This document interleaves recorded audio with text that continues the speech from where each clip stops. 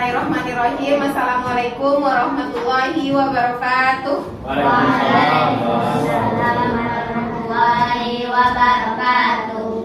Alhamdulillahirabbil alamin. Assalatu wassalamu ala asrofil anbiya'i wal mursalin wa ala alihi wa sahbihi rasulillahi ajma'in. Pertama sekali marilah kita ucapkan puji beserta syukur kehadirat Allah Subhanahu wa taala yang telah melimpahkan rahmat dan karunia-Nya kepada kita bersama, sehingga dalam rutinitas kegiatan sehari-hari kita masih diberikan kesempatan, kesehatan, sehingga dapat melaksanakan tugas sebagaimana mestinya. Salawat beserta salam tak pernah bosan kita sampaikan, kita doakan kepada Allah agar disampaikan kepada Nabi Muhammad SAW yang telah membawa kita menjadi umat yang lebih bermanfaat, umat yang lebih bermartabat daripada umat-umat sebelumnya. Yang terhormat Ibu Kepala SDN 13 Padang Panjang Timur, yang sama-sama kita hormati Bapak Ibu Guru beserta tenaga kependidikan SDN 13 Padang Panjang Timur, beserta hadirin yang sudah berkenan hadir pada kesempatan kali ini. Terima kasih sebelumnya saya ucapkan kepada Bapak Ibu semua sudah berkenan hadir dan mengikuti kegiatan diseminasi, yaitu kegiatan penyampaian materi yang sebelumnya sudah saya peroleh pada kegiatan Guru Penggerak Angkatan 9 di Kota Padang Panjang. Insya Allah materi yang akan kita bahas, yang akan kita diskusikan pagi ini Bapak Ibu adalah mengenai budaya positif. Supaya lebih diberkahinya kegiatan kita pada pagi ini, alangkah lebih baiknya kita awali kegiatan kita dengan mengucapkan basmalah di dalam Terima kasih Bapak Ibu. Untuk lebih terarahnya kegiatan kita pagi ini, kita mintakan arahan dari Ibu Kepala Sekolah. Kepada Ibu Kepala Sekolah dipersilahkan.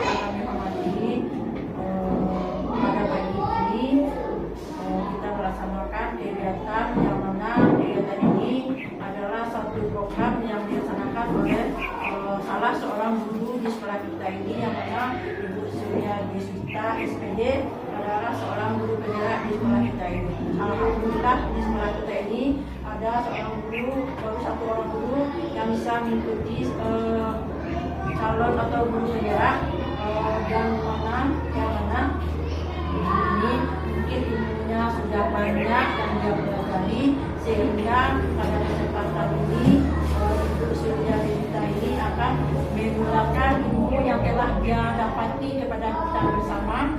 Mudah-mudahan apa yang beliau sampaikan itu nanti ada pembaruannya atau perubahannya untuk sekolah, juga untuk guru semuanya. Mungkin untuk kedepannya mungkin kita harapkan sekolah kita ini lebih baik dari yang sekarang. Mungkin itu sebagai kata sambutan. Sudah dengan Nabilah Jabit wal Hidayah. Wassalamualaikum warahmatullahi wabarakatuh. Waalaikumsalam warahmatullahi wabarakatuh. Terima kasih Ibu Kepala Sekolah. Semoga harapan Ibu Kepala Sekolah kita tadi, harapan kita bersama, kita bisa membawa perubahan yang lebih baik untuk sekolah kita ini. Baik Bapak Ibu, seperti yang sudah disampaikan oleh Ibu Kepala Sekolah tadi, hari ini saya bukan mengajari Bapak Ibu, tidak. Kita hanya berbagi pengalaman, berbagi ilmu. Kebetulan saya diberi kesempatan terlebih dahulu memperoleh ilmu ini. Setelah saya peroleh, saya sekarang ingin berbagi, menyampaikan pula ilmu yang sudah saya peroleh sebelumnya. Di Guru Penggerak sebelumnya saya sudah menyelesaikan modul pertama. Modul 1 itu ada 4 submodul, dan ini adalah intisari dari modul pertama ini. Kemudian di modul pertama ini sebenarnya yang ditekankan benar itu adalah bagaimana kita sebagai pendidik mengubah paradigma, mengubah cara berpikir kita dari pemikiran tempo dulu. Kalau dulu anggapan siapapun guru itu bahwasanya siswa itu sudah terlahir dengan coretan-coretan. Kalau yang sekarang seperti itu. Kalau dulu kita beranggapan siswa yang datang ke kita itu adalah siswa yang diumpamakan dengan kertas kosong. Tugas kita lah yang nanti yang mengarahkan siswa itu apa lukisan atau apa gambar yang akan dikorekannya di kertas selembar. Ternyata setelah dilakukan berbagai penelitian oleh ahli baik di luar negeri maupun di dalam negeri, ternyata anggapan kita selama ini keliru Bapak Ibu, bahwasanya siswa kita itu bukanlah kertas kosong, melainkan siswa itu adalah sebuah kertas yang sudah ada coretan-coretan halusnya. Apa maksudnya? Coretan halus itu diumpamakan anak didik kita ini sudah dianugerahi Tuhan minat, bakat, dan potensinya masing-masing. Tugas kita hanyalah mendidik, mengarahkan, menuntun mereka. Jika diumpamakan ke petani, kita adalah seorang petani, anak didik kita adalah benih yang ditanam. Apabila benih ini adalah benih jagung, maka bagaimanapun upaya si petani mengubahnya, memberi pupukkah, menyiangikah, memberi airkah, tidak akan mungkin padi ini berubah menjadi jagung atau gandum. Jika bibit yang ditanam adalah cabai, bagaimanapun upaya petani memberikan kasih sayang, tidak akan mungkin cabai ini berubah menjadi tomat. Begitu pula dengan anak didik kita. Jika dia sudah punya keahlian, punya potensi di suatu bidang, kita tidak akan bisa sekuat apapun mengubah potensinya ini ke bidang lain. Kita hanya diminta untuk mengarahkan, memfasilitasi, memotivasi agar semua bakat dan minat yang ada pada diri siswa kita tersebut dapat tumbuh dengan lebih maksimal. Mungkin itu sedikit paradigma lama yang perlu kita ubah Bapak Ibu. Jadi sekarang itu tugas kita mungkin sedikit lebih diringankan. Kita hanya mengarahkan, menuntun anak kita sesuai dengan bakat dan minat yang sudah dianugerahi Tuhan kepadanya. Tidak lagi menuntut mereka, kamu harus dapat 90 di matematika, 85 di PA, tidak.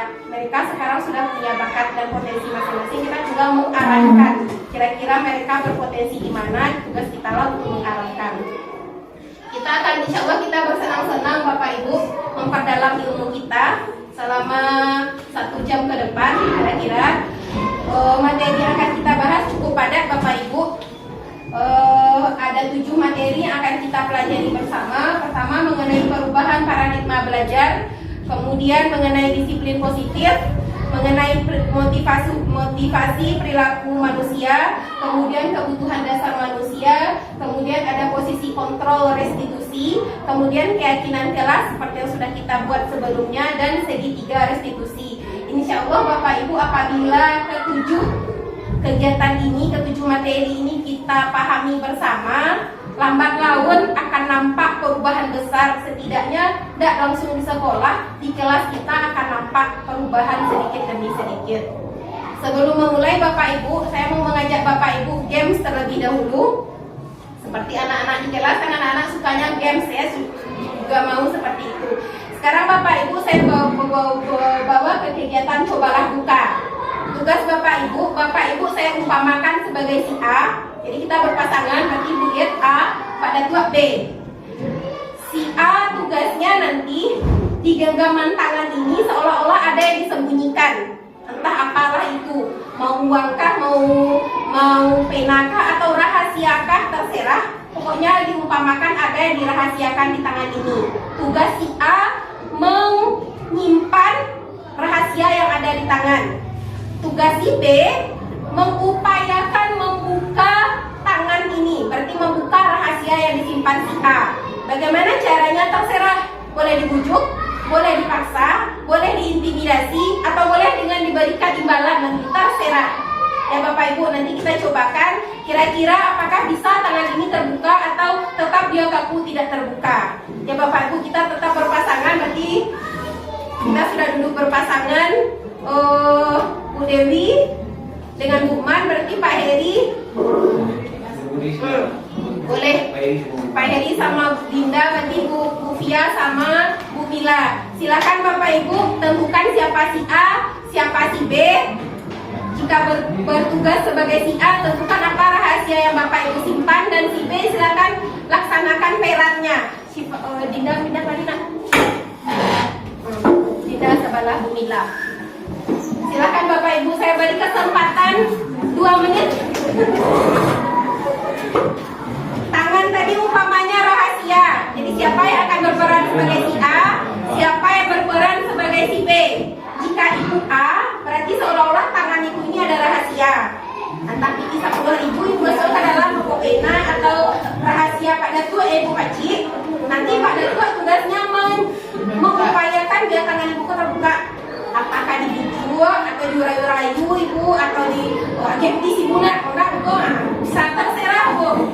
Nanti saya mau lihat, nanti saya mau lihat apakah ada tangannya yang terbuka atau tidak ada yang terbuka atau seperti apa gitu.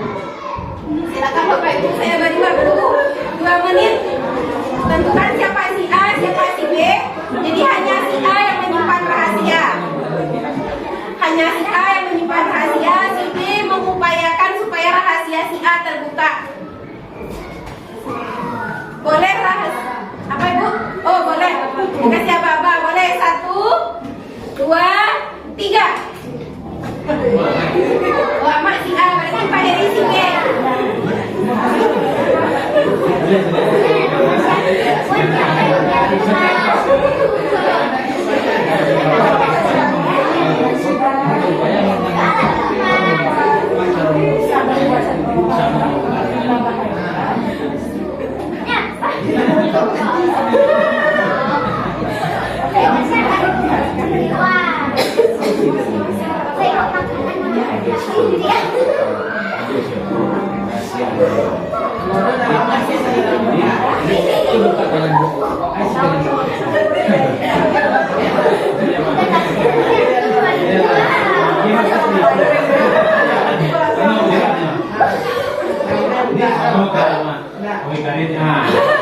Ini saya mau bikin memang itu lagi.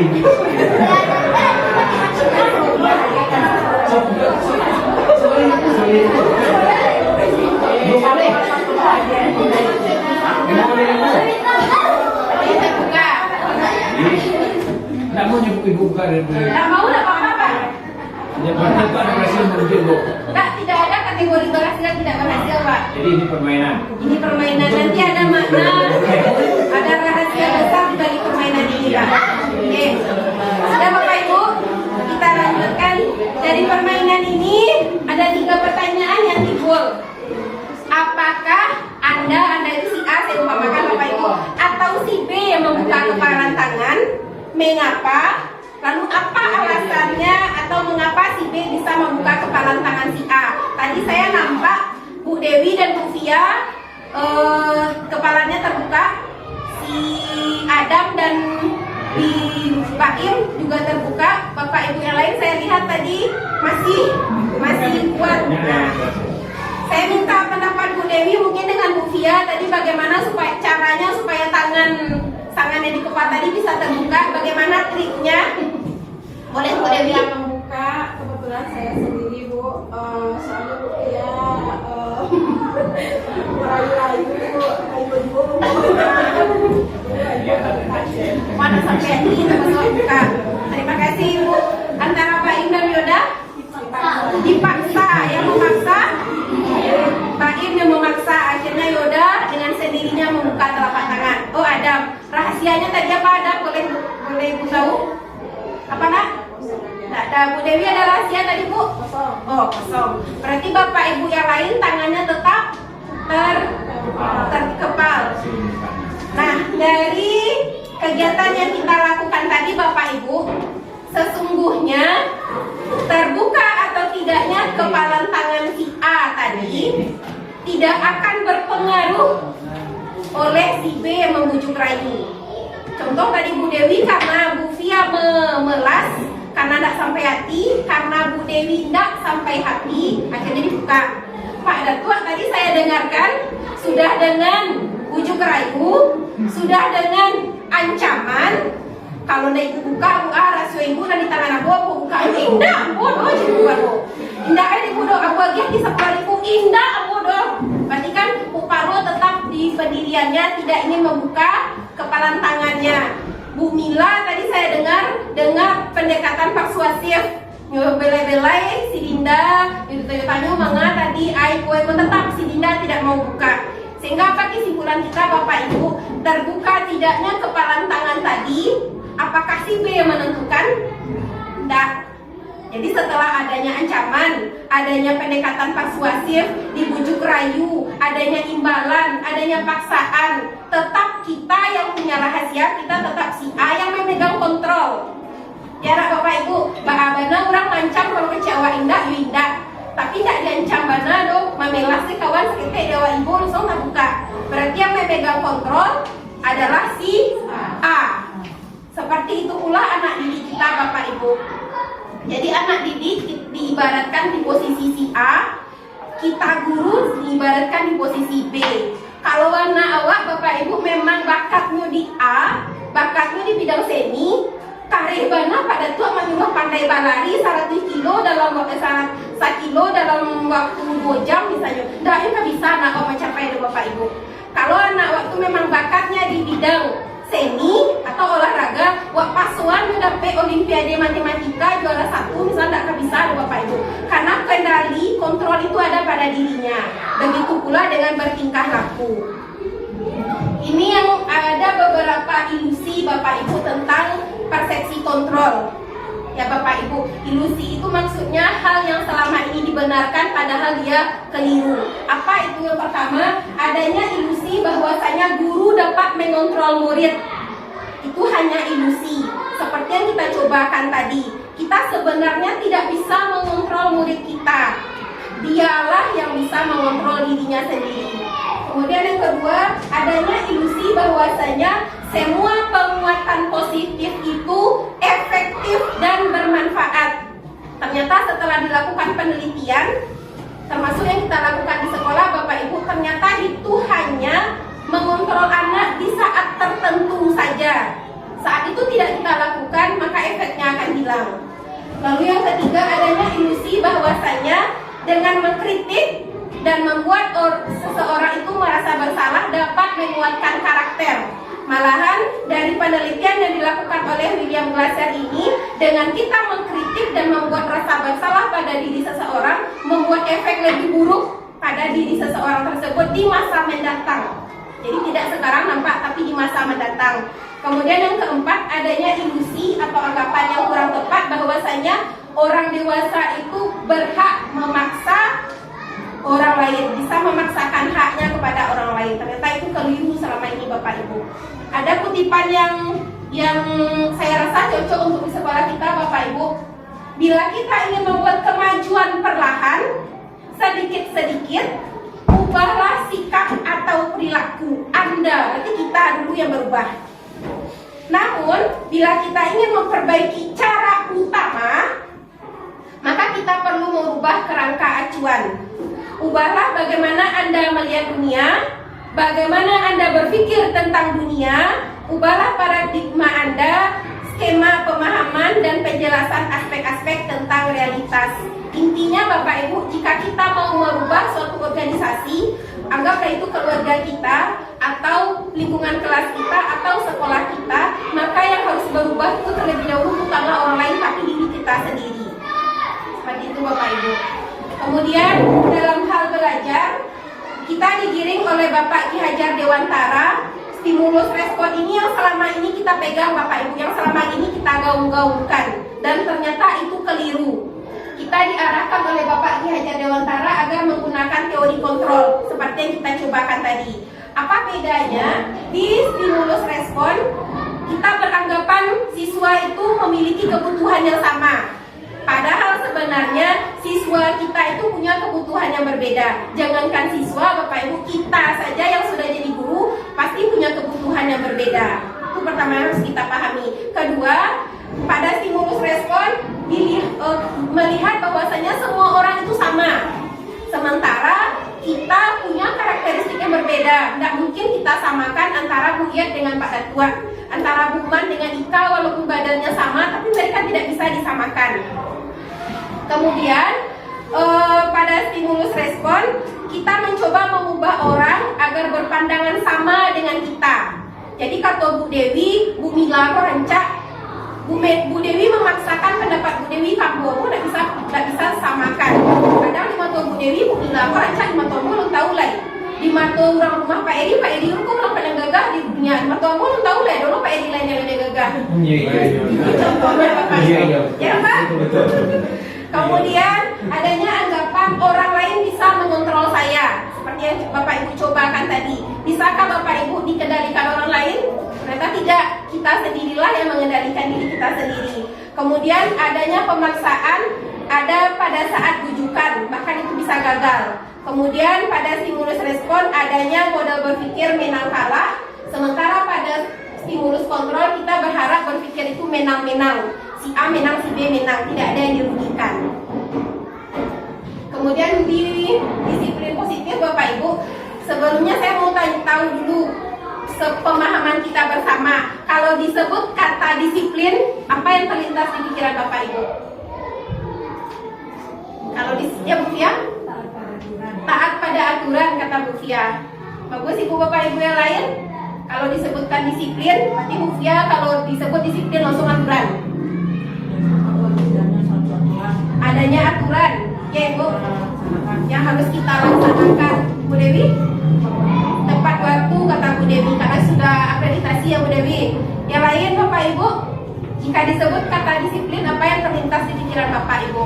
Jadi kalau kita mengenai kata-kata disiplin, ya, jadi kita harus membenahi diri kita lebih dahulu dan melatih diri kita untuk jujur dan serius.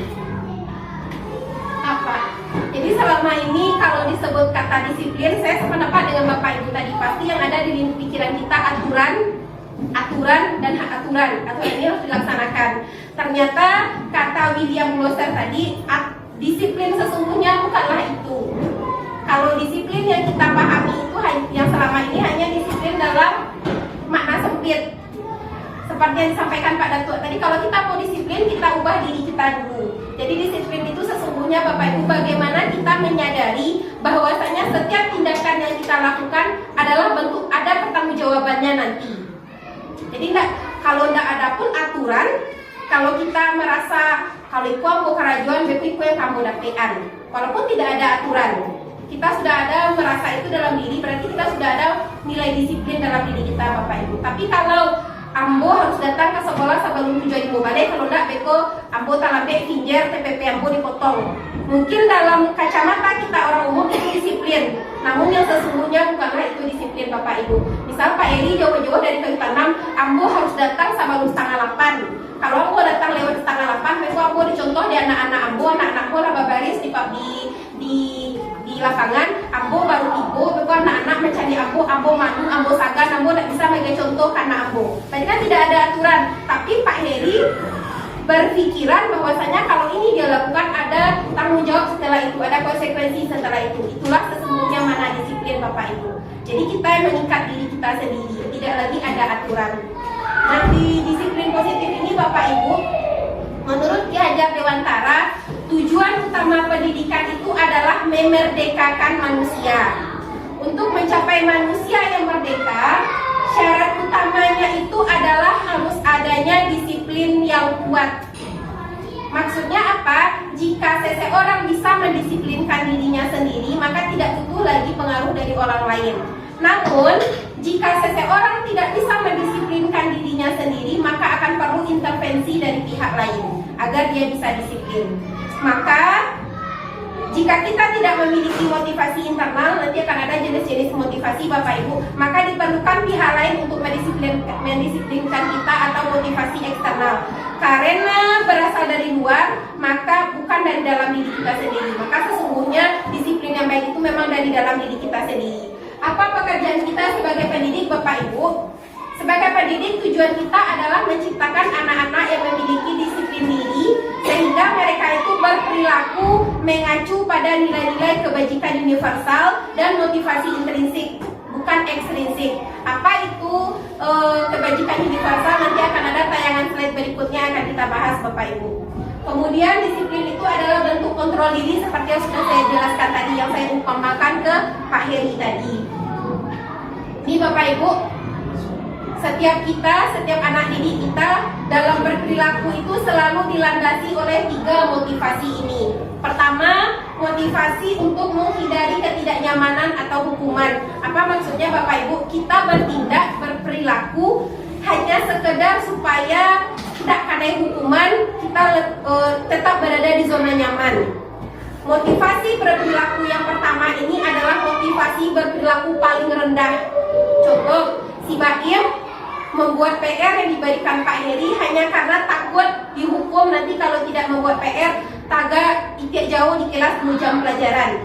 Berarti Baim membuat PR karena takut hanya ingin menghindari hukuman. Atau kita Bapak Ibu, kita berpakaian seragam sesuai arahan Bu Palo karena takut nanti nilai SKP-nya dibuat integritasnya kurang misalnya. Itu hanya baru motivasi pertama. Kita berbuat karena ingin menghindari ketidaknyamanan atau hukuman. Oh, patu-patu hasilnya di semula, kok jangan di kawan beko aku. Berarti level pertama baru Bapak Ibu.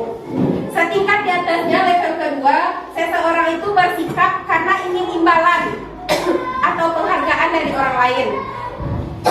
Contoh Bapak Ibu, mungkin di kelas, beberapa kelas sudah melaksanakan kita sholat. Saat ini kita ada laksanakan kegiatan pembinaan ibadah, mau sholat duha kah, sholat wajib kah, atau puasa. Anak yang puasanya full, anak yang sholatnya full, kita berikan hadiah.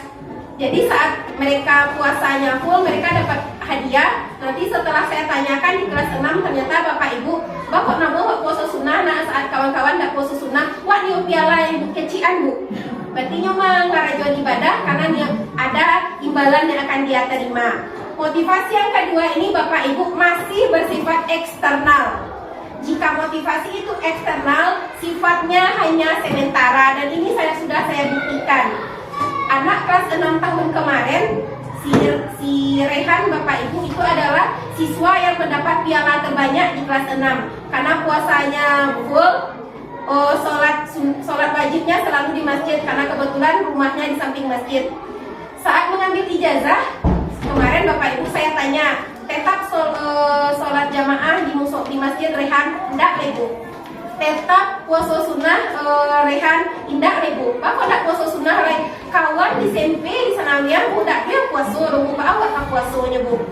Jadi berarti yang saya lakukan selama ini di kelas 6 sudah 1 tahun membina akhlak mereka. Ternyata saat pindah ke SMP itu semua hilang karena lingkungan yang berubah. Itu makanya tadi yang saya sampaikan bahwasanya motivasi eksternal itu sifatnya hanya sementara. Mana yang paling baik Bapak Ibu? Yang paling baik itu adalah motivasi yang ketiga. Kita berperilaku itu bukan karena menghindari ketidaknyamanan, bukan karena imbalan, namun karena kita itu ingin menjadi orang, untuk menjadi orang yang mereka inginkan dan menghargai diri sendiri. Jadi tidak melihat orang lain lagi dengan nilai-nilai yang dipercayai. Contoh, Bu Fia sebagai guru agama menjelaskan kepada anak-anak, kita orang Islam, nah kewajiban kita ini. Kalau kita laksanakan kita dapat ini, kalau kita tidak laksanakan kita memperoleh ini. Dalam diri anak terbuka, ternyata kalau ada sembahyang itu resiko dan awak tadimu. Walaupun kata bagi hama lanjut, beko dia kira awak dikikuan di Tuhan. Jadi tidak ada yang memaksa, tidak ada yang mengintimidasi. Timbul rasa itu sendiri dalam diri anak. Inilah yang kita harapkan Bapak Ibu. Mungkin memang terkesan sulit menghadirkan motivasi yang ketiga ini dalam diri anak didik kita, namun yakinlah Bapak Ibu, jika perlahan-lahan kita laksanakan, insya Allah akan bisa. Kemudian apa kaitannya disiplin positif ini dengan motivasi perilaku manusia? Tujuan dari disiplin positif adalah menanamkan motivasi yang ketiga tadi, yaitu ingin menjadi orang yang diinginkan, kemudian menghargai diri sendiri. Ketika murid-murid kita memiliki motivasi yang ketiga, mereka telah memiliki motivasi intrinsik yang berdampak jangka panjang. Motivasi yang tidak terpengaruh adanya hukuman atau hadiah. Mereka tetap berperilaku baik dan berlandaskan nilai-nilai kebajikan karena mereka ingin menjadi orang yang menjunjung tinggi nilai yang mereka hargai dan menciptakan suatu tujuan yang mulia. Jadi memang ini terkesannya agak berat Bapak Ibu, Melaksanakan hadiah, nambah hadiah, lenda puasa ya Bapak Ibu. Tapi inilah tantangan kita sebagai pendidik di saat sekarang. Kemudian kita lanjut materi berikutnya Bapak Ibu, ada hukuman, konsekuensi, restitusi. Sekarang saya mau jejak pendapat dulu. Jika ada anak kita terlambat, kita berikan hadiah, saya sebut hadiah sementara ya Bapak Ibu. Kita berikan hadiah menyiram bunga. Kenapa terlambat Bapak Ibu? Disuruh nyiram bunga. Menurut Bapak Ibu, apakah itu hukuman, konsekuensi, atau restitusi? Sebelum kita bahas nanti. Saat siswa kita datang ke sekolah terlambat, lewat dari 7.30, kita suruh dia siram bunga sebagai hadiahnya. Menurut Buma, konsekuensi. Bapak Ibu yang lain bisa berpendapat?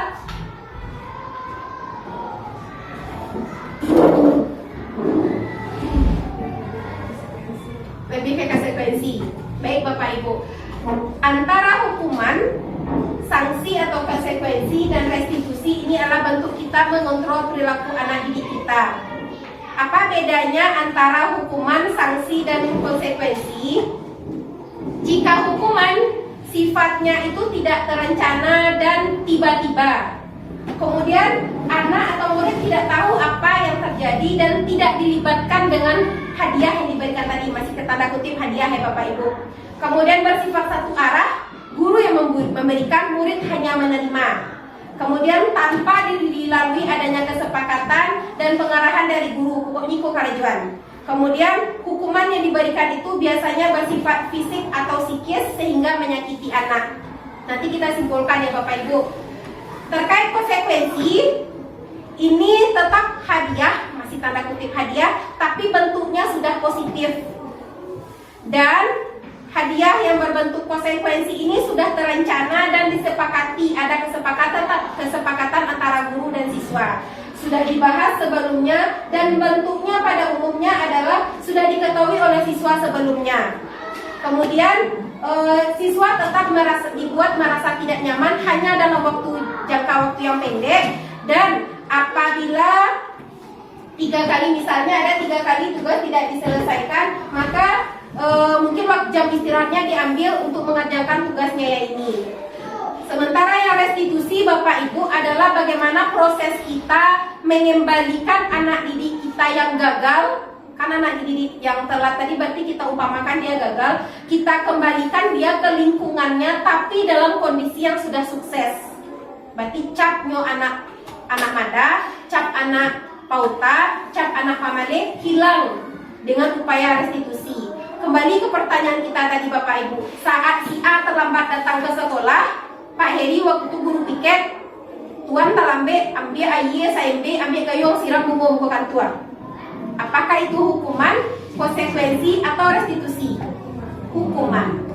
Jadi Bapak Ibu saat hukuman, kita tidak melihat, harusnya yang sebaiknya kan ditanya dulu Bapak Ibu, Pak kok terlambat nak, jambara jago dan bla bla bla bla.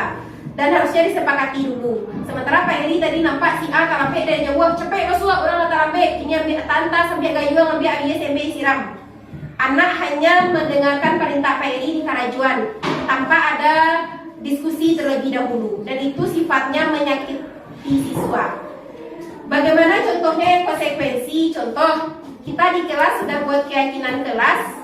Misal di kelas 3, di kelas berapa saya lihat jika tidak membuat PR sekian kali berturut-turut, ini yang harus dilakukan. Atau saya contohkan di kelas saya, jika 3 kali tidak membuat PR tanpa alasan yang jelas, maka siap jam pulangnya dilaporkan dan bersedia mengerjakan tugas yang belum dikerjakan sebelumnya. Jadi konsekuensi itu sudah disepakati sebelumnya Bapak Ibu, sudah didiskusikan, dan bentuk hadiah, bentuk konsekuensi yang diberikan kepada siswa sifatnya tidak menzolimi, mungkin tidak menyakiti fisik dan psikis siswa. Mana yang paling baik Bapak Ibu? Yaitu restitusi. Kita mengupayakan menghadirkan siswa itu dalam posisi yang terbaik. Berarti diajak dulu, Adam ini tak buat PR, Pak kok tak dibuat nak, manga Adam tadi malam, barabuah PR apa agia, lain ngerti Adam juga PR Adam tak. Setelah ditanya, oh ternyata Adam tak ngerti loh Pak. Bah kira-kira peraturan kelas awak Adam, kalau BPR harus sudah ditanya jawab dulu Bapak Ibu. Ini yang seharusnya nanti Pak Heri misalnya guru kelas Adam disuruh ke balai Adam supaya Adam BPR dibantu digiring dia mencarikan jalan keluar sehingga dia bertanggung jawab dengan perilaku yang sudah dilakukannya dan dia bisa mempertanggungjawabkan tindakannya. Ini yang sebaiknya kita lakukan Bapak Ibu. Kita belajar bersama-sama. Ini ada beberapa. Ini mungkin beberapa tayangan slide ini adalah kutipan dari beberapa ahli. Selama ini kita mengagung-agungkan kata-kata penghargaan. Sesungguhnya menurut ahli banyak konotasi negatif dari kata-kata penghargaan itu. Yang pertama, kita bisa dihukum oleh penghargaan. Apa maksudnya Bapak Ibu? Penghargaan ataupun hukuman adalah cara mengontrol perilaku seseorang yang menghancurkan potensi pembelajaran yang sesungguhnya. Bahkan menurut ahli ini, secara ideal tindakan belajar itu sendiri adalah penghargaan yang sesungguhnya. Makanya di kurikulum Merdeka diupayakan tidak ada lagi perankingan. Karena menurut ahli, menurut orang yang meneliti Bapak Ibu, penghargaan yang kita berikan kepada anak didik kita dalam bentuk perankingan sesungguhnya itu dapat menghancurkan potensi yang ada dalam diri kita. Mengapa? Tadi kita sudah setuju Bapak Ibu bahwasanya anak-anak kita ini spesial, anak-anak kita ini unggul pada potensinya masing-masing. Kemudian adanya masih dihukum oleh penghargaan pengaruh jangka panjang dan jangka pendek. Jadi penghargaan yang kita berikan itu sifatnya hanya jangka pendek. Jika kita menggunakan penghargaan lagi dan lagi, maka orang tersebut yang menerima penghargaan akan bergantung pada penghargaan tersebut, sehingga motivasi yang diharapkan ada dari dalam dirinya tidak ada. Saat tidak ada lagi penghargaan, maka perilaku baiknya selama ini hilang, seperti yang saya contohkan pada kasus Rehan tadi. Kebiasaan Rehan berpuasa sunnah selama 1 tahun di sekolah kita ini luntur dengan 1 bulan di sanawiyah, sudah sanawiyah, dengan alasan dak ada kawan sholat duha bu, dak ada kawan buat sholat puasa sunnah. Jadi yang kita upayakan selama ini luntur karena mungkin kita selama ini memberikan penghargaan tidak diiringi dengan kalimat bermakna yang lebih bisa menyentuh hati anak didik kita. Kemudian jika kita mendapatkan penghargaan untuk melakukan sesuatu yang baik, maka selain kita senantiasa berharap mendapatkan penghargaan tersebut lagi, kita pun menjadi tidak menyadari tindakan baik yang kita lakukan. Awak tahunya kalau mengajar iko dapat iko. Efek lain dari itu kita tidak pahami Bapak Ibu. Kemudian penghargaan itu tidak efektif. Mengapa tidak efektif? Jika saya mengharapkan suatu penghargaan dan tidak saya dapatkan, maka saya akan berkecil hati dan kecewa. Serta kemungkinan lain saya tidak akan berusaha sekeras mungkin. Sama seperti saya terlintas sebentar ini saat saya jadi guru kelas 6 tahun kemarin. Aku kata, kalau gue samanya aku dapat hadiah, masulah mana jadi guru kelas 6 tuh bisa arwah dia kau terucapkan kata-kata itu. Kemudian saya diingatkan oleh salah seorang rekan, jangan itu dijadikan alasan untuk kau elo. Ya Pak, kalau itu yang dijadikan alasan, siap-siap sudah kau kecewa. Itu yang diingatkan oleh salah seorang teman. Ternyata benar, yang disampaikan oleh salah seorang teman sejawat kita itu ada teorinya Bapak Ibu. Saat kita berbuat sesuatu karena ingin pengharapan, siap-siaplah di akhir nanti kita akan menerima kekecewaan atau berkecil hati. Misal kita buat PADM lengkap-lengkap Bapak Ibu, karena kata kepala sekolah, guru yang mengerjakan ADM paling rajin, paling tepat waktu akan diberi hadiah jalan-jalan ke Bukit Tinggi sama Bupalo, nginap di hotel sehari semalam. Ternyata karena suatu keadaan tak jadi hadiah kejadian pada awal lah tepat waktu ngerjain ADM Bapak Ibu. Pasti akan ada rasa kecewa dan kecil hati ke ibu kepala sekolah. Ibuku sudah janjiannya hadiah ngerjain ADM, buku udah dikarajuannya loh. Sudah kok nak kabar ADM nanti lah. Pasti kan ada terlintas itu dalam benak kita. Kemudian penghargaan itu merusak hubungan. Saya contohkan Bapak Ibu, saat misalnya Bu Man terpilih sebagai guru paling disiplin di sekolah, misal Pak Heri beranggapan dirinya juga sudah disiplin, namun penghargaan ini dikalungkan oleh Pak Ibu Kepala Sekolah kepada Bu Man. Maka dalam diri Pak Heri akan timbul rasa medeguka Bu Man. Di mana berhak Bu Man itu dapat penghargaan, sementara petang-petang itu talambi, aku tidak pernah talambi. Akan ada rasa itu dalam diri Pak Heri, sehingga Bapak Heri dengan Buman tanpa disadari akan adalah retak, hubungannya menjadi retak. Anak beranggapan ambo lebih rajin, ambo lebih maka hukumannya dia. Jadi itu penghargaan itu bisa merusak hubungan. Kemudian penghargaan itu dapat mengurangi ketepatan. Ini di penelitiannya dilakukan pada sekelompok anak yang disuruh membuat gambar, Bapak Ibu. Saat disuruh membuat gambar dengan bayangannya saja dia buat bisa dicari apel, misalnya Bapak Ibu cari apel, sudah dicarinya tuh apel tadi balik, gue gambar apel tadi. Bisa anak ini membuat apel dengan bentuk yang sangat mirip. Saat dilihatkan jeruk, itu ada jeruk nak, cari jeruk koli muda dia, sudah tuh ibu simpan. Coba gue gambar jeruk tadi balik, siapa yang paling rancak gambarnya buat dia beko voucher belanja 10.000. Maka siswa saat mengerjakan membuat jeruk tadi terbebani.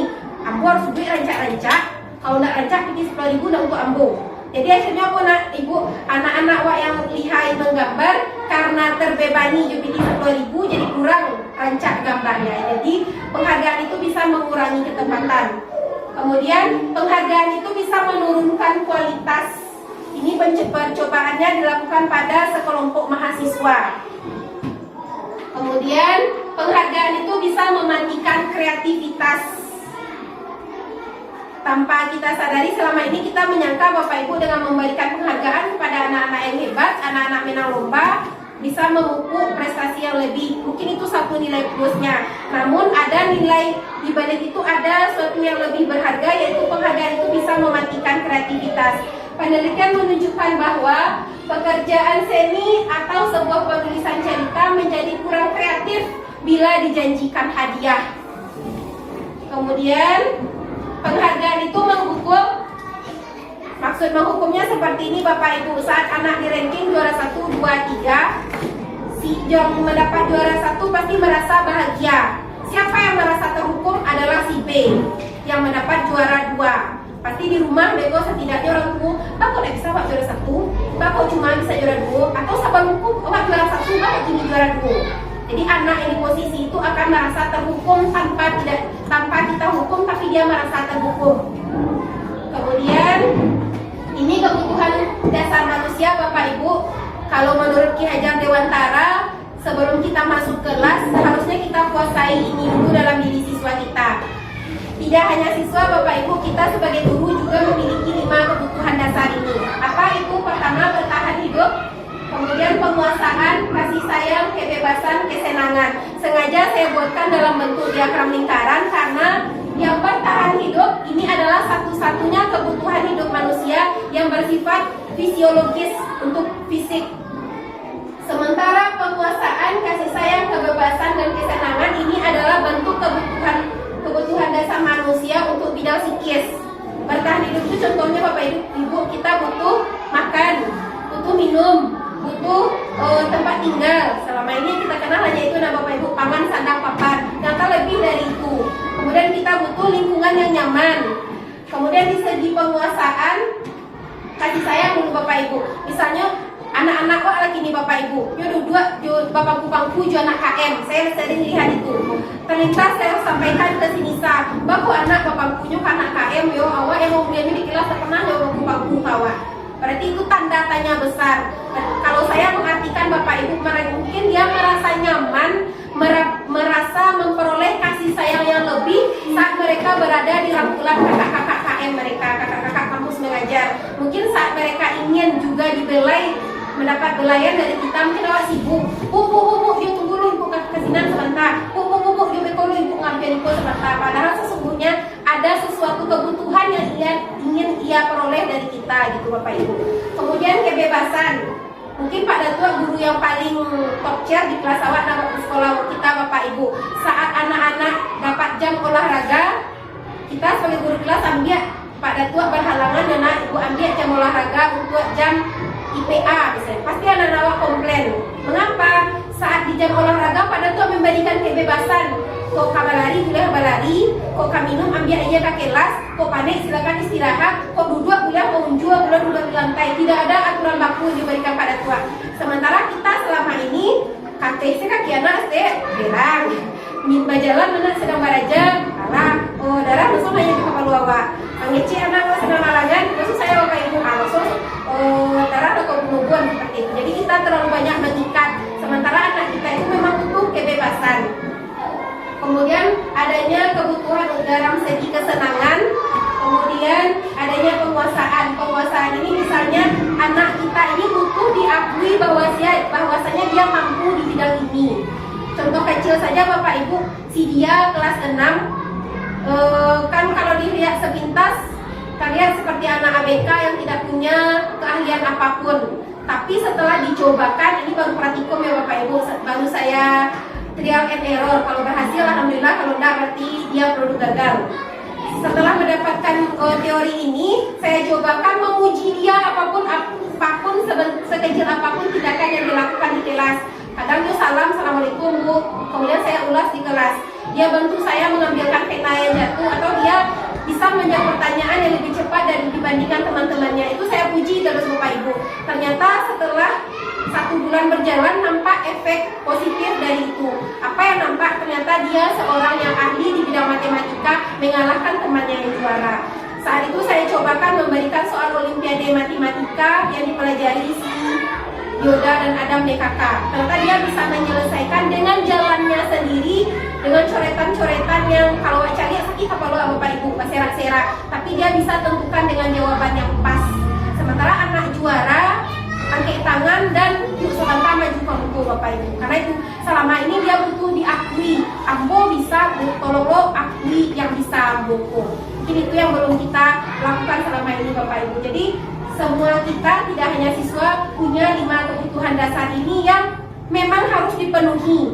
Coba Bapak Ibu lah dandan dan cari di rumah, pakai baju baru, pakai lipstik baru, pakai badak, cari kapak nama. Wah, orang ujian mah, pokoknya apa malingnya sih mencari. Pasti ada rasa, oh sudah pernah ke badak nanti, pakai baju lipstik cari asal di rumah lagi. Nah, habis tiba-tiba baju ancak, jangan kali cari, jangan kali uji, dan dicari sendak kata apa? Hukuman. Kenapa?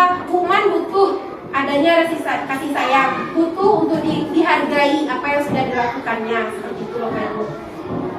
Kemudian ini sebenarnya kalau tidak disampaikan pun ini sudah kita lakukan. Setiap kelas saya lihat sudah punya keyakinan kelas. Bahkan Bu dan C asesor kita pun tercangang ya Bu Ika. Paling juga kelas 6, mana peraturan kelas? Kita tidak pakai istilah peraturan lagi. Jadi anak jawab tidak ada Bu. Setelah dicari Bu Ika, anak refleks juga pakai tangan kiri ini. Oh ternyata di sekolah ini namanya keyakinan kelas. Jadi Bu dan C sampaikan ini pelajaran baru yang saya dapatkan di sekolah ini. Di sekolah lama saya masih temukan peraturan kelas. Makanya saya jalan kelas 1 sampai kelas 6 tidak ketemu peraturan. Makanya saat visitasi saya jelaskan, kami berusaha ubah Ibu, namanya tidak lagi peraturan tapi keyakinan kelas. Keyakinan kelas itu adalah Bapak Ibu, atau keyakinan sekolah juga bisa, adalah nilai-nilai kebajikan yang melandasi kita membuat keyakinan atau visi misi di sekolah. Simpelnya Bapak Ibu, dalam menentukan visi misi itu kita tentukan dulu nilai apa yang mau kita tuju. Sama seperti waktu PI 2 kemarin ya Bu Dewi. Antara Bu Dewi dan Bu Dan kemarin agak beda pendapat ya tentang visi misi sekolah kita. Kalau Bu Dewi kemarin kita maunya akhlak anak kita dulu ya Bu Dewi. Kalau akhlak sudah oke, yang lain itu pasti mengikut. Kalau bulan kemarin ini semua harus tercapai, keempat-empatnya harus tercapai dalam waktu yang bersamaan. Itu beda persepsi. Sebenarnya apa Bapak Ibu? Garis benang merah yang ditangkap, kita Bapak Ibu guru ingin nilai-nilai kebajikan itu tertanam dalam diri anak didik kita. Contoh nilai kebajikan itu Bapak Ibu, disiplin, mandiri, gotong royong, kesederhanaan, atau cinta lingkungan. Nilai-nilai kecil itu mau kita terapkan pada anak didik kita. Dalam membuat keyakinan kelas Bapak Ibu ada beberapa tahapan yang harus kita lalui. Kalau saya mungkin sebelum ini Bapak Ibu karena belum dapat materi buat keyakinan kelas bakal ada tiawak juana, ternyata itu keliru. Sebelum membuat keyakinan kelas kita harus tentukan dulu nilai kebajikan apa yang ingin kita harapkan dimiliki oleh anak awak. Misal kalau awak guru kelas kan Bapak Ibu setahun ke anak itu 28 orang tanggung jawab penuh awak. Bagi awak niunyo lapeh anak ko dari awak nilai apa, karakter apa yang dibawa di anak awak. Itu yang akan kita tentukan di awal dulu. Kalau yang sudah saya lakukan, ayam karena tulis sampai karena sepakatilah selesai. Akhirnya setelah dicari 2 balik nilai kebajikan anak kelas 6 itu ini. Jangan 2 balik lagi 2 itu tercapai, alhamdulillah kok 2 balik. Jadi itu mungkin kekeluaran kita Bapak Ibu. Sebelum kita membuat keyakinan kelas, kita harus tentukan dulu nilai kebajikan apa yang akan kita buat. Kita buatkan daftarnya. Kemudian tentukan nilai kebajikan yang ingin dijadikan perhatian utama di sekolah. Nanti setelah ada keyakinan, sudah ada nilai kebajikan tiap kelas dirembukkan menjadi milik bersama. Kemudian sempurnakan beberapa daftar nilai kebajikan utama, kemudian buat poster. Kalau poster ini alhamdulillah di tiap kelas kita sudah tertempel. Kurangnya hanya 1, tidak ada bukti fisik bahwasanya anak kita setuju dengan keyakinan kelas yang sudah kita buat. Kemudian ini masih bersifat apa bedanya keyakinan kelas dengan peraturan kelas. Kalau ini bisa Bapak Ibu lihat, kalau secara garis besarnya seperti ini Bapak Ibu. Kalau peraturan kelas kita yang buat, anak laksanakan. Kita yang buat, anak yang laksanakan. Kemudian bentuknya umumnya kalimat negatif. Jangan buang sampah sembarangan. Tidak boleh tidak boleh terlambat, tidak boleh berbicara saat guru menjelaskan pelajaran, tidak boleh, semua tidak boleh. Akhirnya kalau anak yang santai ini mengawal yang mulia harus itu atau yang lain. Sementara di keyakinan kelas, kalimat negatif itu kita ubah redaksinya menjadi kalimat positif. Contoh, wah ini anak ada jalan-jalan Bapak Ibu. Biasanya kita buat tidak boleh berjalan saat guru menjelaskan pelajaran atau tidak boleh berlari dalam kelas. Maka di keyakinan kelas, karena kita ingin ubah paradigma negatif selama ini, berjalan di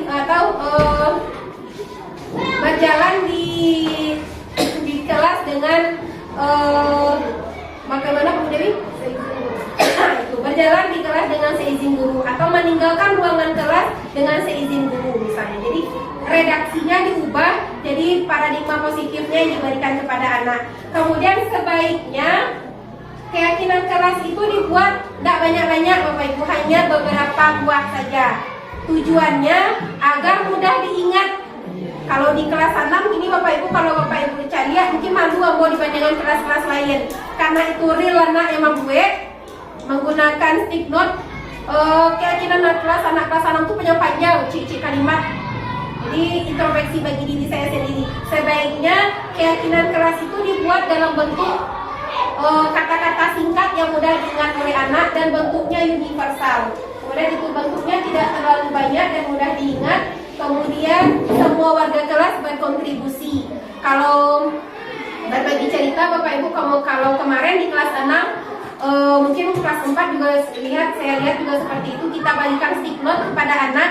Kamu maunya kelas kita ini 1 tahun seperti apa? Kamu mau jadi apa? Ibu bagaimana? Tanpa intimidasi, silakan minta anak menuliskan di stick note Bapak Ibu dan tanpa nama. Kalau disuruh tulis nama pastinya takut Bapak Ibu. Kemudian suruh mereka tempelkan, nanti kita cari irisan yang sama dan disepakati. Mungkin kalau kelas rendah bisa dengan bimbingan guru, mungkin awak nyonya ba anak, awak nyonya ba raja ba a, atau awak nyonya duduk di lantai atau ba a. Mungkin itu pembelajaran untuk kita bersama Bapak Ibu. Dan keyakinan kelas ini bisa ditinjau sewaktu-waktu bila mana tidak tepat sasaran lagi, bisa direvisi Bapak Ibu. Dan ini satu lagi Bapak Ibu pembelajaran yang saya dapatkan saat elaborasi bersama instruktur. Selama ini kita buatkan keyakinan kelas tanpa konsekuensi. Jadi saat saya tanyakan, Bu, Pak, saya sudah buat keyakinan kelas, tapi saat anak saya melanggar, Pak, timbul pertanyaan dalam diri siswa saya. Saat si A melanggar, Bu, itu hukuman. Saat si B melanggar, Bu, itu hukuman. Si C melanggar, Bu, itu hukuman. Menurut anak saya, Pak. Jadi bagaimana sebaiknya Bapak, kata saya. Jadi kata Bapak itu, keyakinan yang Bapak Ibu buat boleh ditunjukkan, saya lihatkan kanvanya. Ini baru peraturan yang dibuat oleh nenek moyang kita di tahun 80 Ibu, belum keyakinan kelas. Sebaiknya keyakinan kelas itu seperti yang saya sampaikan tadi, bentuknya ringkas dan disertai bentuk konsekuensi. Jadi sebenarnya ada 3 yang kita buat Bapak Ibu: daftar kebajikan, daftar nilai kebaikan, keyakinan kelas beserta konsekuensinya. Mungkin awak Bapak Ibu tidak, misalnya keyakinan kelas kita menjaga ketertiban lingkungan kelas, misalnya berarti anak dak mau ta, anak dak sama ibu, anak maribui, anak dak bagalui. Saat anak bagalui, si A bagalui beda hukuman wagia, saat si B bagalui beda wagia hukuman, maka akan nampak ketidakadilan pada diri peserta didik. Tapi kalau di awal sudah kita tentukan bersama, saat ini dilanggar, nah ini konsekuensi yang kamu terima, maka tidak akan ada nampak kejanggalan dalam diri anak didik kita. Ini contohnya tadi, kalau kalimat negatif, jangan berlari di kelas. Kita ubah redaksinya menjadi berjalanlah di kelas atau koridor. Jadi tidak usah berlari, berjalan saja. Kemudian, ini Bapak Ibu, posisi kontrol kemarin sudah kita jelaskan. Kita sebagai guru Bapak Ibu, saat anak kita bersikap tidak sesuai bagaimana mestinya, sebenarnya kita melakukan 5 posisi kontrol ini. Ada yang sebagai penghukum, ada yang sebagai pembuat rasa bersalah, ada yang sebagai teman, ada yang sebagai pemantau, dan ada yang sebagai manajer. Bedanya Bapak Ibu, saat kita sebagai posisi pengontrol, ini diri kita ya Bapak Ibu, potret diri kita. Saat kita sebagai posisi penghukum, misal awak upacara, anak wak kalamde, dasi dak ada, ikat pinggang dak ada, pokoknya melanggar. Bakok kalambe wak. Nah, jadi orang upacara awak kalambe. Ini ambil sampah 10 buang kantong sampah, ambil air siram tunggu barasihan WC.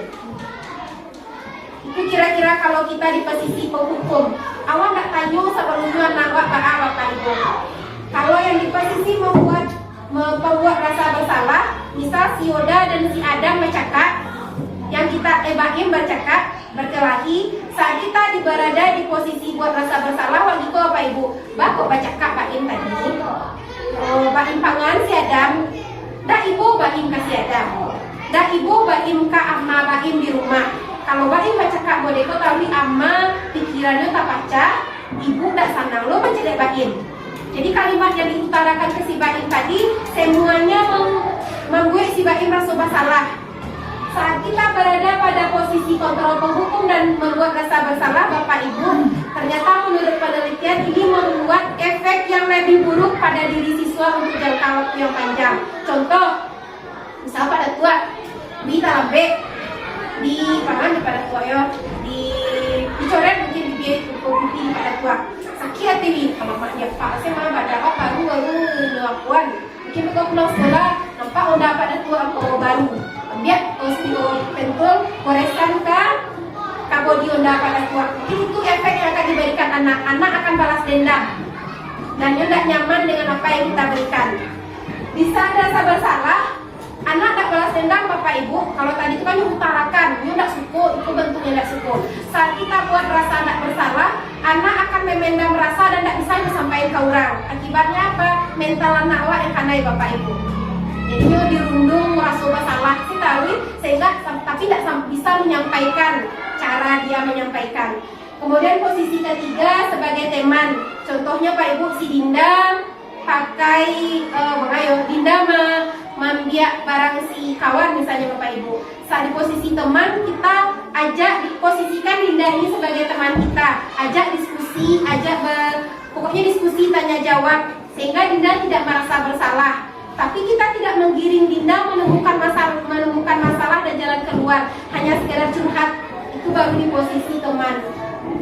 Kalau di posisi pemantau sudah agak tinggi levelnya Bapak Ibu, kita memvalidasi tindakan anak kita yang salah atau benar sudah berdasarkan aturan.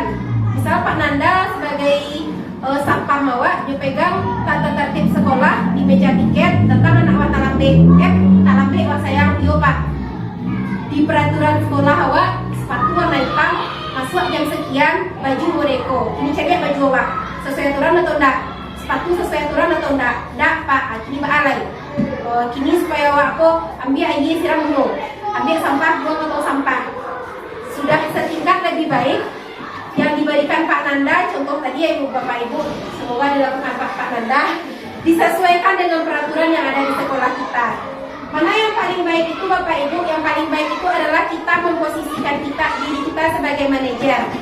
Saat kita di posisi manajer, kita mengajak anak didik kita diskusi, kemudian menggiring mereka mencarikan jalan keluar dari kesalahan yang sudah mereka posisi manajer Bapak Ibu, 4 posisi yang lain itu ada dalam diri awak. Tapi kalau awak hanya di posisi penghukum tanpa mengurangi rasa hormat, kita dikategorikan tidak bisa menjadi guru yang bisa mengontrol perilaku anak itu dengan rasa bersalah, menjadi teman, pemantau, bahkan sebagai manajer.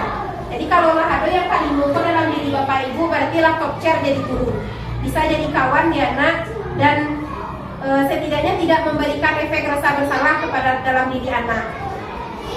Kemudian ini Bapak Ibu, mohon maaf jika gambarnya kurang jelas. Dari ini 5 posisi kontrol tadi, saat guru berbuat, misalnya wak adik-adik anak wak Bapak Ibu, berarti kita baru sebagai posisi penghukum. Wak adik-adik anak menunjuk-nunjuk anak, tu salah, tu dengan hatikan, itu baru di posisi penghukum. Saat kita ceramahi, ibu EO, hadis Nabi, konak, itu baru membuat rasa bersalah. Saat sebagai teman, apa yang kita lakukan? Tanya alasannya Bapak Ibu, apa itu di karajuan, diajak sharing.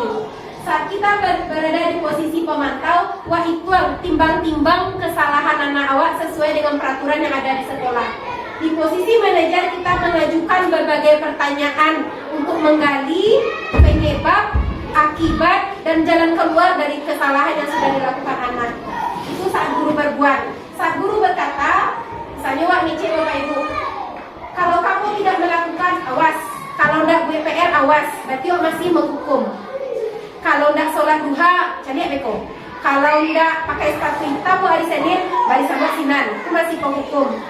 Kalau di posisi membuat rasa bersalah, kamu seharusnya sudah tahu kalau ibu seperti ini. Jadi wak memberikan efek ibu seperti yang dilakukan Bu Fia, Bu Dewi tadi memelas. Kalau ini berarti wak memelas karena wak dan dia jahit julai dan ibu aja ibu dong, karena ibu ngajawab aja jahit baru itu masih merasa bersalah. Di saat menjadi teman mungkin seperti ini, cepatlah wak anak santiang. Wak jadi anak santia, wak berubah sudah mulai. Saya sering katakan itu ke anak-anak, ternyata belum tepat juga Bapak Ibu. Itu baru di posisi teman. Saat jadi pemantau itu tadi, tahu peraturan kan? Tak sesuai peraturan atau alun? Masih seperti itu. Kalau yang sebagai manajer, apa yang kita yakini, apa yang bisa kamu kerjakan untuk memperbaiki kesalahan. Seperti itu. Kemudian hasilnya, ini yang paling penting Bapak Ibu. Saat kita di posisi menghukum, anak kita pasti memberontak, pasti menyalahkan orang lain. Nah itu yang banyak kejadian di sekolah Bapak Ibu. Nyoba cakap bersama-sama, mangga tadi nak tahu mengapa? Ini efek panjang karena mungkin kita selama ini masih sering menghukum anak kita tanpa alasan yang jelas. Pokoknya kalau salah berani, itu assalamualaikum Bapak Ibu. Jadi tertanam dalam diri anak wak supaya anak kena berang, dua kawan, jadi wak terlepas dari hukuman. Kemudian saat kita menjadikan anak saat berada di posisi kontrol membuat rasa bersalah, hasil yang ada pada diri anak kita adalah menyembunyikan atau menyangkal atau berbohong. Kemudian saat kita menjadi teman, siswa kita itu ketergantungan dengan kita. Nyubuh salah, ini Bapak Ibu, ini biasanya curhat kawak. Awak dah ada, ini tak dulu kawan curhat lain. Jadi ketergantungan dengan si guru. Kemudian saat di posisi pemantau, hasilnya anak berbuat baik jika diawasi. Kalau tidak diawasi, hanya balik ke alamnya banyak. Tapi kalau kita sudah di posisi manajer, hasil yang ada dalam diri anak diri kita itu adalah dia menjadi pribadi yang dapat menguatkan pribadinya sendiri. Kalau nyala bobek salah, dia bisa yuk, tadi ambo salah, karena ambo bobek salah, itu akibatnya supaya tidak diulang, pada itu nanambo karajuan. Jadinya mengontrol dirinya sendiri. Apa yang akan dikatakan murid Bapak Ibu itu dia. Kalau hukum setari menarui, biasalah nanti padahal Pak tuh berang ya, kalian itu saja. Kalau di membuat rasa bersalah, kalian minta maaf ya Bu, maaf ya Pak, segala itu. Kalau menjadi teman, baik Bu, saya pikirkan. Jadi ternyata begitu ya Bu. Berarti wak salah ya Bu, sekitar itu baru. Kalau di posisi pemantau, berapa banyak bintang yang harus saya peroleh? Berapa halaman yang harus saya tulis? Mungkin ini pengalaman waktu SD Bu. Saat tidak memakai pakaian lengkap, disuruh Ibu Adi, dulu guru kelas 2 saya, membuat tulisan tegak bersambung. Saya tidak akan melanggar lagi. Sapanua buku tegak bersambung tiba baliak. Menurut guru kita dulu itu hukuman, ternyata apa itu hanya jadi kalau melanggar kira-kira ayah sudah ibu ya padahal menulis tiba baliak 2 halaman. Sekedar itu apa ibu. Tapi kalau kita di posisi manajer, siswa itu akan berkata bagaimana saya memperbaiki diri saya. Jadi dia kembali ke lingkungan barunya dengan keadaan yang lebih baik. Ini Bapak Ibu, saya sering katakan kata-kata ini kalau anak bercakap, gunakan segitiga restitusi dalam talompe oleh itu. Apa itu segitiga restitusi Bapak Ibu? Ini adalah salah satu upaya kita menyelesaikan masalah. Bahasa mudahnya seperti itu Bapak Ibu. Saat siswa melakukan kesalahan, kita selesaikan dengan 3 langkah ini. Langkah pertama, kita stabilkan identitas, kemudian validasi tindakan yang salah, kemudian menanyakan keyakinan. 3 langkah ini Bapak Ibu, dia tidak kaku, tidak harus berurutan, tapi sebaiknya dilakukan seluruhnya. Di posisi menstabilkan identitas, yang bisa kita sampaikan secara umum seperti ini Bapak Ibu. Semua orang pasti melakukan kesalahan. Tidak ada manusia yang sempurna. Kamu bukan satu-satunya siswa yang pernah melakukan ini. Jadi dianggap dulu anakku tidak salah, dianggap tidak salah. Setelah itu Bapak Ibu apa yang kita lakukan baru validasi tindakan yang salah. Yang di karajuan anak, aku punya karajuan, apa yang melandasi dia berbuat salah itu. Setelah tahu alasannya Bapak Ibu baru dikaitkan dengan keyakinan kelas kita. Kalau di sekolah berarti apa keyakinan kelas kita. Kemarin saya ada buat videonya Bapak Ibu, bisa kita lihat bersama.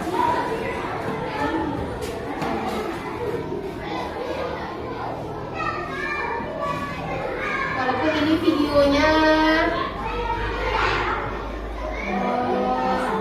dibuat-buat ya Bapak Ibu, cuma gambarannya kira-kira seperti ini.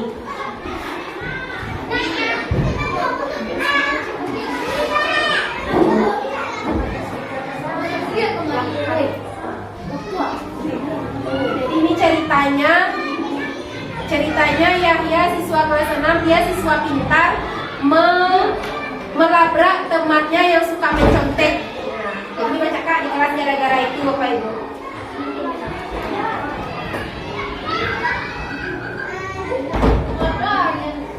Ini mohon maaf, belum natural Bapak Ibu ada contekan di atas meja karena di skenario-nya dibuat last minute dan langsung dipraktekkan ke si Yahya. Jadi ala kadarnya dan nampak masih ada contekan di atas meja.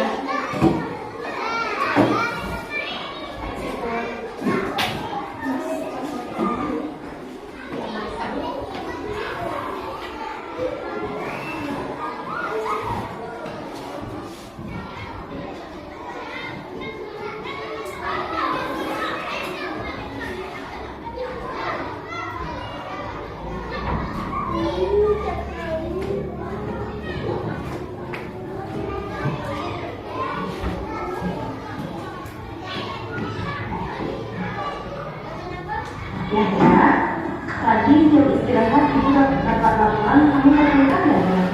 Iya bu, sekali dengan Rizky. Besok, boleh beritahu kepada alasannya kan?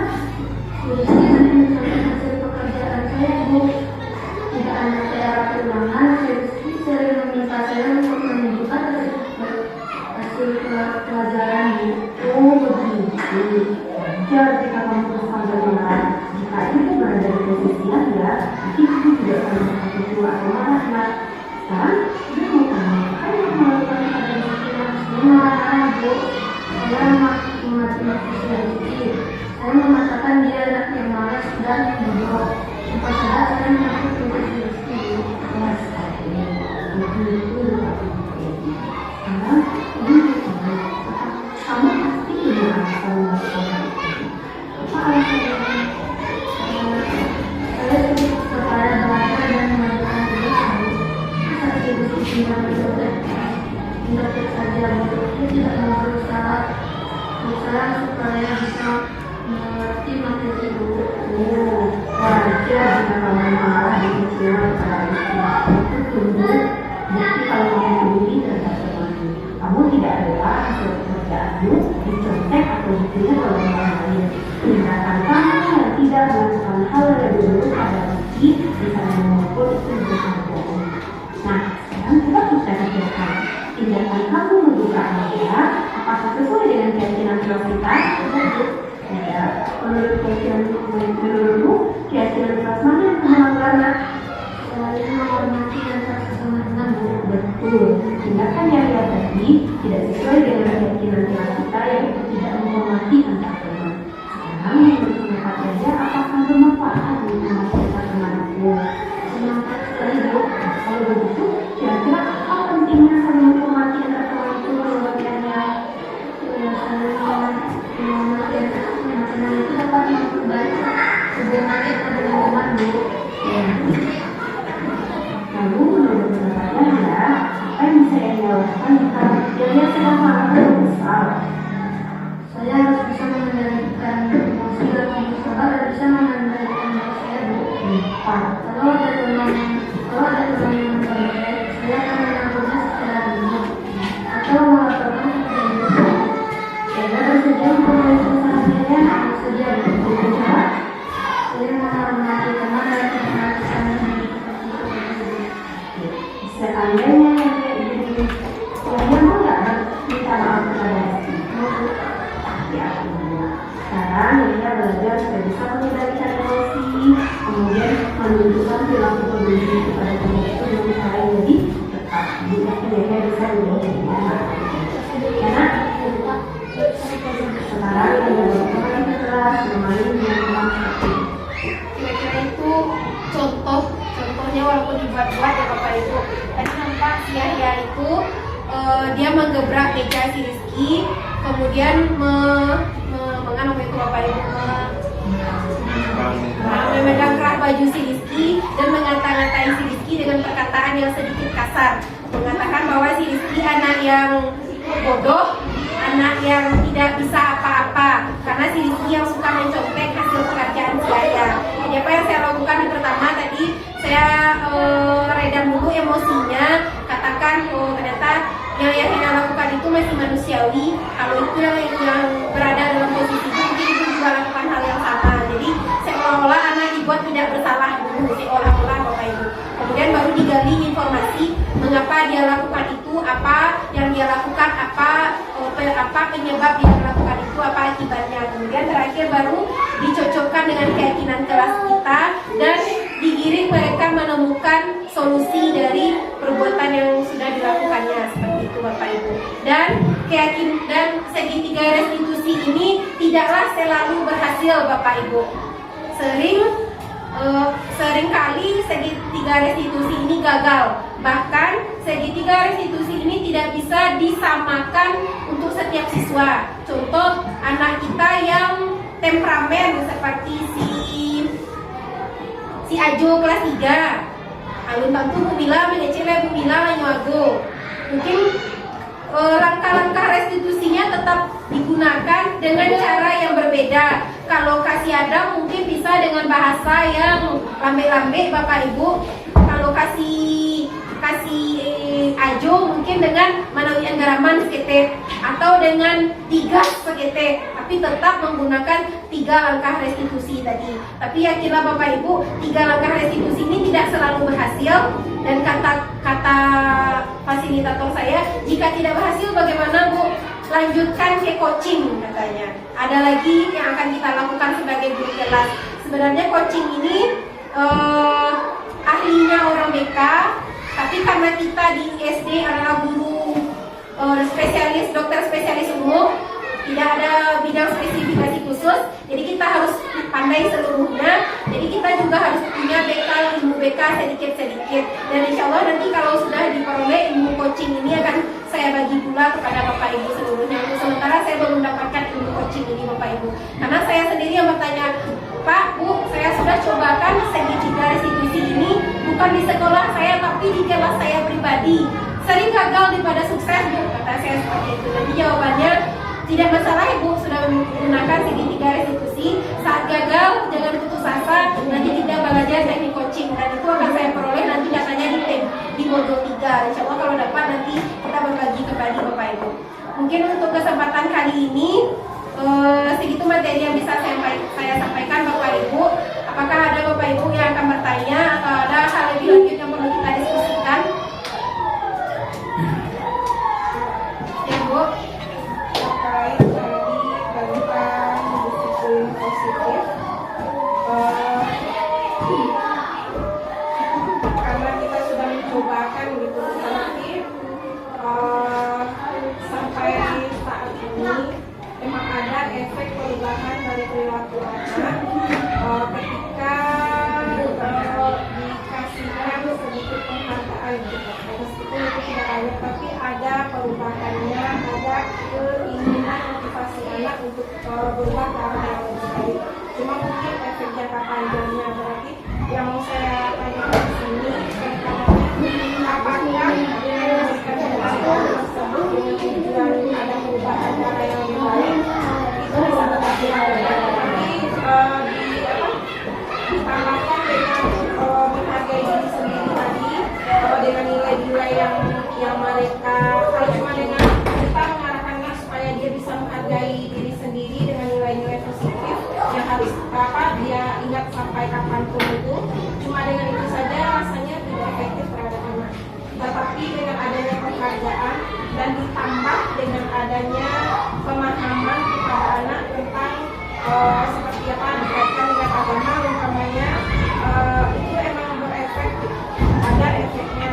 Jadi bagaimana sebenarnya, apakah memang dihilangkan penghargaannya cukup dengan kita kasih tahu anak ini nilainya seperti ini, harus itu saja supaya nanti kita rasanya tidak ada efek. Gimana menurut Terima kasih Bu Dewi. Mungkin jawabannya baru versi saya dan sepemahaman saya. Menurut saya, tadi kita sudah tahu bahwasanya manusia itu berperilaku karena 3 motivasi. Karena menghindari ketidaknyamanan, penghargaan, dan menghargai diri sendiri. Upaya kita memberikan penghargaan kepada siswa dengan memberikan apa itu piala kah, atau sekedar pujian kah, sekedar 2 jempol kah, sekedar bintang kah, itu kan upaya kita memenuhi motivasi siswa yang kedua ini mengharapkan imbalan. Setidaknya anak mau berbuat mendapat imbalan dulu. Jadi saya kalau ditanya dihapuskan saja penghargaan ini, kalau saya pribadi untuk saat ini tidak setuju. Mengapa? Jangankan siswa SD, kita saja Bapak Ibu kalau diiming-imingi imbalan pasti berbuat sesuatu yang lebih baik. Tapi saya sependapat tadi, diberikan penghargaan ke siswa, diberikan semacam reward ke siswa, diiringi dengan semacam alasan apa namanya. Kalau ini yang kamu lakukan, nah hadiah yang kuberikan ini hanya untuk sementara. Anggaplah piala ini bertahannya bisa mungkin 10 tahun paling lama. Tapi kalau kamu lakukan ibadah ini, nah yang akan kamu terima jangka panjang adalah ini. Kalau kamu terbiasa lakukan IWO, yang akan kamu peroleh adalah ini. Kalau diiringi dengan itu, menurut saya akan alangkah lebih baik. Sehingga untuk di awal mungkin yo mengerjakan sesuatu karena ingin piala, tapi karena ada yang ibaratnya balik tapak Bapak Ibu, itu nyampe di bawah dulu. Jadi setidaknya anak-anak ini bisa mencerna di pikirannya. Itu mau dapat jangka pendek, itu mau dapat jangka panjang seperti itu. Jadi kita berusaha memenuhi kebutuhan mereka, karena tadi ada 5 kebutuhan dasar manusia Bapak Ibu. Saat kita memberikan penghargaan, setidaknya kebutuhan akan kesenangan anak itu terpenuhi. Nyo sanang bawa piala pulang dan nyo rajin puasa. Berarti kebutuhan dia untuk kesenangan terpenuhi. Kebutuhan yang lain apakah sudah terpenuhi? Belum. Jadi kita upayakan memenuhi kebutuhannya yang lain dengan upaya yang lain. Contohnya dengan tadi itu dialih kecil awak Bapak Ibu, piala pun ke awak nak, piala pun ke kini nyo sayang. Beku awak naik kelas, tahu dapat piala di kelas berikutnya lain. Dan ibu harapkan kegiatan kau lanjut nak, sikap awak yang mau lanjut. Bapak harus lanjut. Ibu yang sama kalian oleh beku nak. Jadi seperti itu. Jadi kalau dihapuskan penghargaan, saya sangat tidak setuju. Karena penghargaan itu salah satu wujud kita memberikan kesenangan kepada siswa dan bentuk kita mengakui kekuasaan yang dia miliki, mengakui keterampilan yang dia miliki. Jadi kalau hanya penghargaan, nah dia penghargaan selesai. Tak dulu Pak Ibu. Kok bali-bana piala 7 set. Kok cik semester di kelas Pak sudah sholat deh piala lah, tidak ada gunanya Bapak Ibu, hanya untuk saat itu.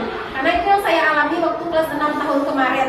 Dibagi piala banyak-banyak, sangkuan itu anak rajin poso tadi, ternyata 2 bulan di sananya hilang kebiasaan tadi. Mungkin itu saya belum, ya sekarang dia piala itu rajin ya nak, nanti saya sampaikan belum diiringi dengan penjelasan yang lebih lanjut, pemahaman yang lebih lanjut seperti itu. Mungkin kalau Bu Dewi mungkin kalau di bidang agama, karena kita sering di bidang agama di kelas punya pemahaman yang lebih mendalam, mungkin bisa menggiring anak. Contoh kecilnya tadi kalau di kelas 6 biasanya lupa cuma ribuan, kelas 4 dengan jumlah yang hampir sama banyak bisa mencapai 60.000.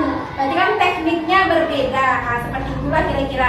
Sama-sama magiah piala karena tapi teknik magiahnya beda. Pasti efek di anak itu beda Bapak Ibu. Ini itu yang perlu kita pelajari bersama, termasuk saya. Karena setelah dicobakan tahun kemarin menyasar lagi galak lagi lo jadinya. Berarti anak selama gua anggap rajin anu tahu lagi. Janganlah di sananya gua hilang kebiasaan yang punya waktu aja risiko. Aku yang mau sekian itu pikiran saya. Jadi untuk saat ini saya ubah strategi kalau di kelas 6. Tidak seperti biasa lagi, dan insya Allah baru dijalankan, berarti dilihat nanti baru 1 tahun mendatang berefek bagaimana efeknya anak gitu. Jadi kalau menurut pandangan saya sangat tidak sependapat kalau penghargaannya dihapuskan, karena itu upaya kita memenuhi kebutuhan anak kita, dan angka-angka lebih baiknya seperti yang Bu Dewi sampaikan tadi, diiringi dengan alasan atau kalimat-kalimat positif yang bisa membuka hati siswa. Terima kasih Ibu. Ada pertanyaan Bapak Ibu lain? Atau anak-anak yang bertanya? Ya Pak.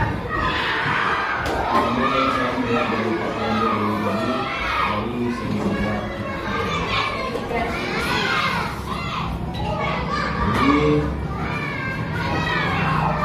di sini kita mengenai anak yang bermasalah. Sementara kita di sekolah ini adalah sebagai pengajar dan pendidik. Kalau kita pengajar dan pendidik, tentu kita harus memilah bagaimana mengajar dan bagaimana mendidik. Di sini yang saya mau tanyakan, karena di sini mengenai untuk mendidik ini dengan karakter anak yang berbeda-beda. Dengan anak kita yang 100 lebih, ini karakternya kita yakinkan karakternya berbeda-beda. Jadi di sini kalau kita menentukan intinya di dalam pembelajaran ini kita harus menyentuh hati anak, harus menyentuh jiwa anak untuk menyadarkan anak timbul dari dirinya sendiri. Jadi di sini dengan karakter anak yang ini tentu kita intinya ini tidak bisa menyamakan atau meratakan aturan dan peraturan. Jadi dengan anak kita yang berbeda ini kita melalui kesulitan. Di dalam kesulitan ini, bagaimana upaya kita guru untuk bisa mencapai target yang maksimal? Terima kasih Pak. Pertanyaan Bapak, anak kita beragam, bagaimana melaksanakan segitiga restitusi ini pada siswa yang beragam? Anak yang lunak, anak yang kare, anak yang rajin, anak pemade, mungkin disamakan Pak. Itu yang saya sebut di akhir tadi Pak. Segitiga restitusi ini sifatnya kondisional, tidak bisa disamaratakan untuk semua anak. Kalau contoh yang saya tanyakan tadi, kebetulan anaknya lunak, tapi segitiga restitusinya dilakukan dengan langkah yang persuasif, logik. Saya contohkan ke si Aju tadi Pak, anak gila. Saat nyoba cakap, saat nyoba gue yang aneh, Ibu bila, kalau jadi apa tanya ya Pak, awak tanya aku, Ibu, awak tanya aku Pak. Kita tetap harus menggunakan segitiga restitusi Pak, tapi dengan kadarnya si Aju. Kalau si Aju dipa sayang-sayang, dipa ananda-ananda, dibelai-belai, tambah menjadi-jadi, ya berarti tidak bisa pakai Pak. Jadi kita alih strategi, kita haluan, mungkin kok digaham step, kok patut diangan Pak. Karena itu kan karena dibelai-belai Jawa, lagi cukup dibelai, lagi cukup di ananda-ananda, di sana macam-macam, tidak sesuai gitu Pak. Makin manden ya misalnya. Jadi katanya seperti itu. Kita lakukan segitiga restitusi ini sesuai karakteristik anak. Kalau anak kare, jo kare dua bersuai Pak. Lagi cuma lunak tidak bisa kare mangkonyo kalunak yo digunain di kare itu mangkonyo lunak itu Pak. Kalau nyoyo lunak insya Allah yo lunak mungkin bisa namukia, tapi kalau anak di kare dan dicoba yo lunak IWO ndak masuk setelah agaham sakite kalau kamu cakap mau dekonyo aku apa hilang dari risiko takutnya Pak. Nah sudah itu baru masuk di lunak gitu Pak. Itu mungkin strategi kita lagi Pak. Ibarat kalau pemain bola tapi kalau di lapangan deh Pak. Yang menjadi kendala Nah, karena di ada aturan aturan HAM. Sementara di HAM ini apakah bisa kita di aturan HAM ini sementara anak saja tidak boleh diperlakukan dengan keras. Sementara kita mendidik, tentu kita menurut watak anak. Kalau kita punya anak yang keras, kita lakukan mendidiknya yang keras, nanti kita dituntut dengan HAM.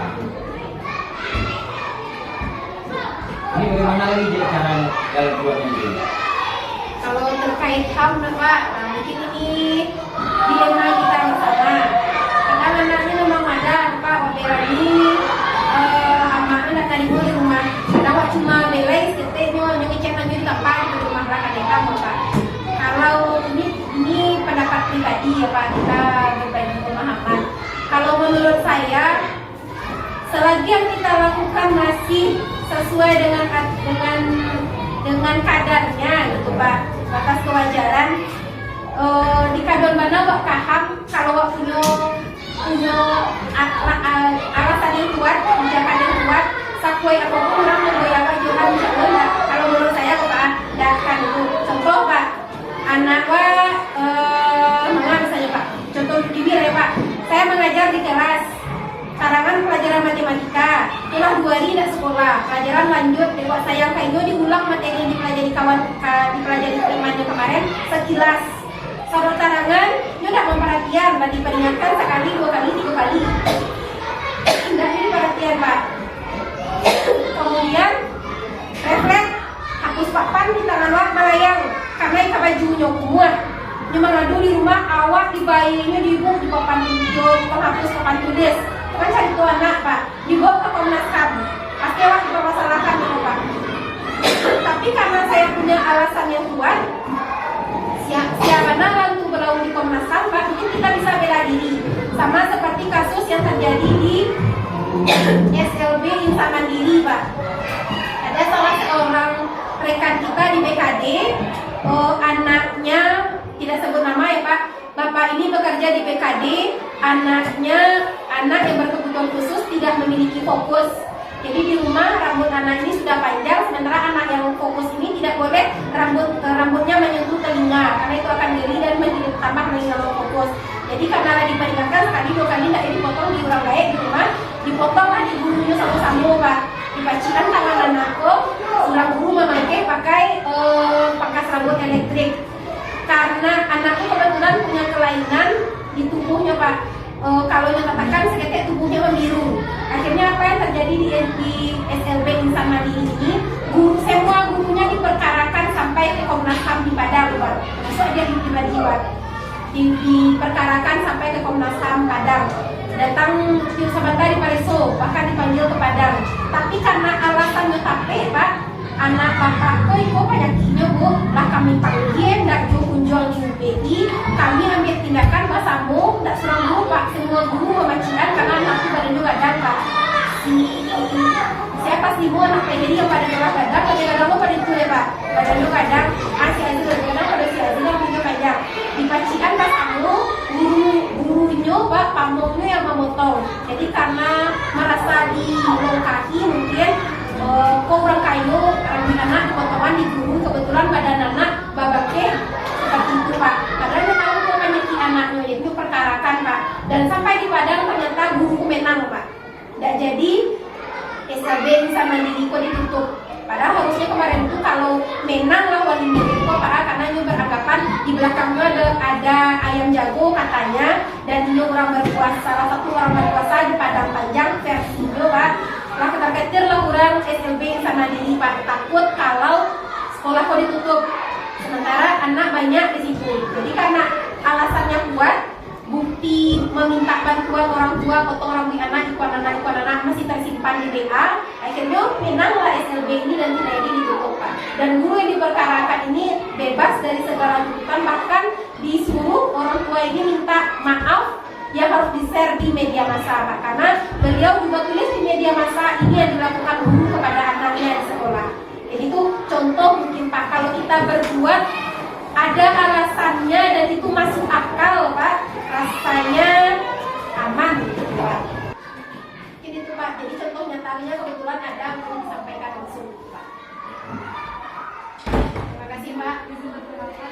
Ya Bu ya. Berdasarkan pertanyaan daripada tadi, kemudian ada sebuah kasus atau masalah yang terjadi, mungkin solusi saya setelah guru kelas dengan siswa melakukan keyakinan kelas, kemudian ada kesepakatan dari semua siswa menandatangani tanda setuju. Setelah itu mungkin diinformasikan atau disosialisasikan ke orang tua. Orang tua juga membuat pernyataan menyetujui gugatan kami. Mungkin itu salah satu acuan bagi sekolah. Kalau ada orang tua yang tidak menerima, ini alasan kita melakukan setuju Ya. Sangat setuju karena keyakinan keras itu tidak hanya sampai di siswa. Nah, saya menyampaikan tadi keyakinan keras itu tidak hanya sampai di siswa, harus sampai ke orang tua. Itu yang kemarin dicoba dilakukan di kelas 6 Bu ya. Orang tua ini juga saya posisikan sebagai siswa, menulis lo mau kamu anaknya Bu ya, kemudian tanda-tanda dulu secara anak. Jadi memang sejalan jika tuku sejalan itu jalan Bapak Ibu untuk memperkuat itu Bapak Ibu. Kemudian mungkin satu lagi dari kata Bu Fia tadi, komunikasi antara kita dengan wali murid harus harmonis mungkin Bapak Ibu. Karena kita kalau banyak radio Bu Fia WA wargai agak terlanjutkan, kadang AIWO kurang tersampaikan karena orangnya mungkin butuh kejelasan dari kita sekolah. Itu pelajaran bagi kita bersama Bapak Ibu. Terima kasih Bu Fia. Ada pertanyaan lain Bapak Ibu atau ada yang perlu kita diskusikan? Ya Bu.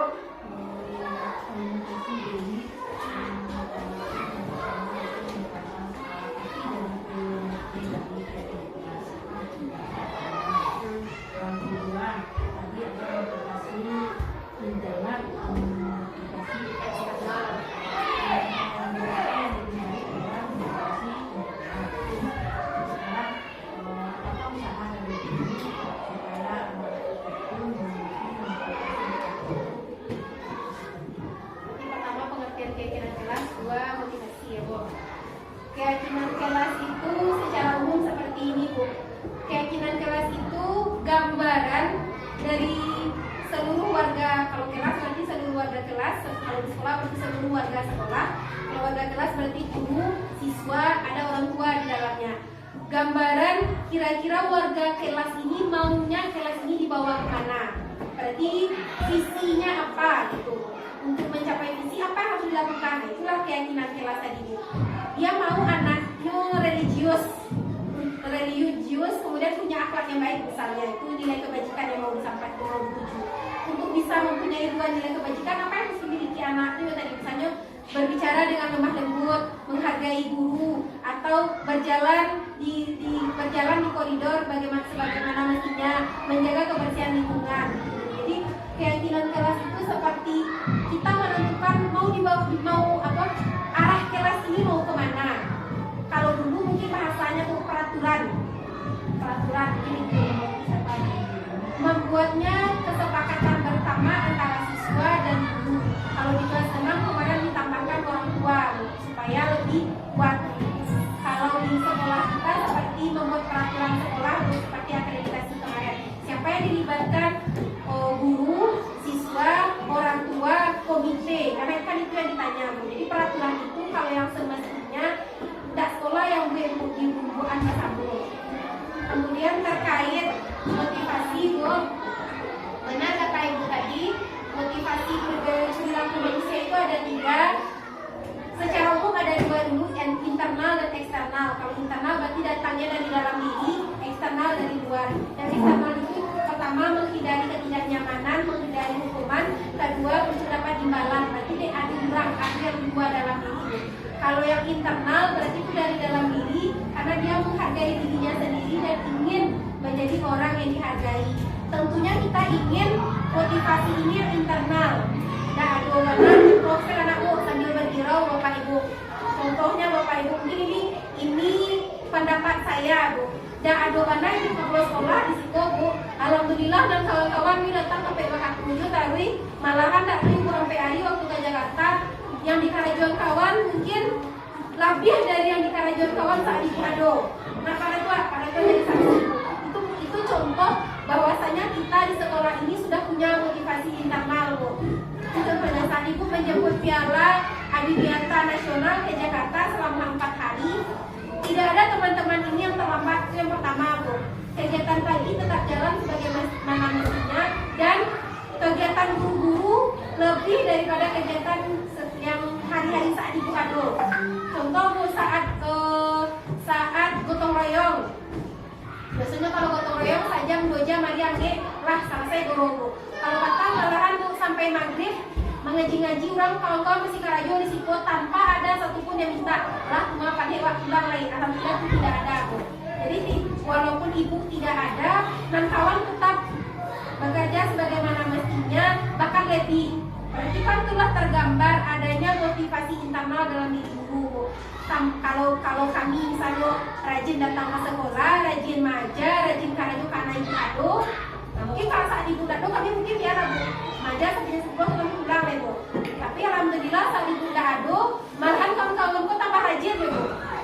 Ya kan Bapak Ibu, tambah rajin kawan-kawan Bu. Yang biasa udah pernah menggosok lantai, ini menggosok lantai Bu. Yang biasanya udah pernah mencuci karpet, tambah cuci karpet dalam laundry di sekolah. Itu contohnya Bu. Mungkin saya kembalikan ke Ibu Atrik, Ibu sama Bu kok kami bisa modeko di sekolah.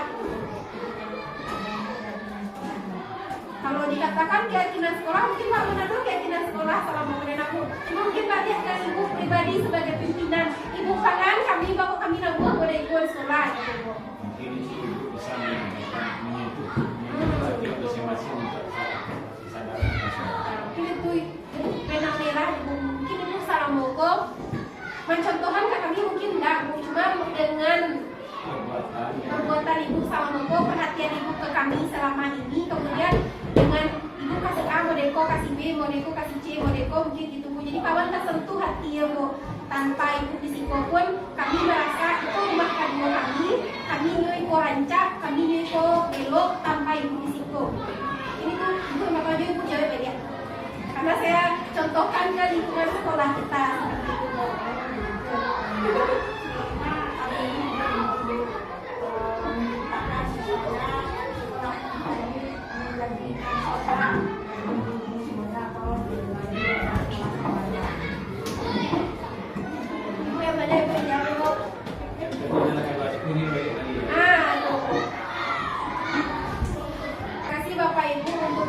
Atensi dan kesediaan waktu yang luar biasa. Walaupun kegiatan ini sudah diundur, sudah 2 kali undur sebelum akreditasi, kemudian kemarin juga sudah, dan alhamdulillah hari ini bisa terlaksana walaupun dengan tadi sempat ada eksiden mati lampu juga. Jadi saya ucapkan terima kasih yang sebesar-besarnya kepada Bapak Ibu, terima kasih sebanyak-banyaknya juga kepada anak-anak Ibu. Besar harapan kita agar ilmu yang sudah disampaikan ini tidak hanya tinggal di laptop, tidak hanya tinggal di kertas, tapi bisa berangsur-angsur kita laksanakan. Karena kata Ki Haji Maimun, tugas seorang guru adalah mengajar, namun rekreasinya seorang guru adalah mendidik. Bapak Ibu yang perlu kita. Jadi pendapat Ki Haji Maimun ini sependapat dengan Ki Haji Dewantara. Berusaha menggali potensi yang ada pada diri anak, kemudian arahkan mereka sesuai dengan potensinya. Kalau minta jam olahraga, ini salahan juga jam olahraga. Kalau nak dia berjanji wah salahan tapi olahraga. Tak cukup jam olahraga 3 jam, mungkin 6 jam sampai sudah mulai. Karena itu